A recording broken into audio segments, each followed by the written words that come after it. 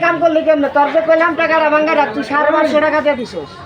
আপনার এই টাকা দিছিলাম 100 হ্যাঁ। ওই সাপ বাজার একাটি শাক নিয়েছিলাম তা আপনি আমার দিবেন 70 টাকা সে জায়গায় আপনি আমার দিয়েছেন 550 টাকা মানে আপনি 500 টাকার আগে আমার 20 টাকা দেন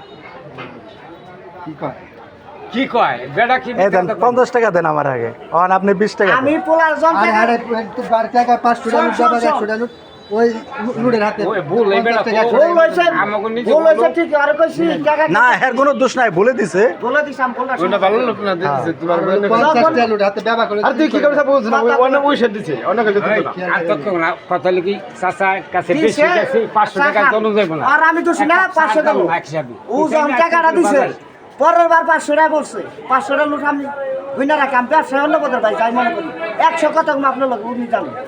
পরে শেষে তো এই কি একটা 500 টাকা লুট মানে আমার একটা সন্দেহ হয়ে গেল গা।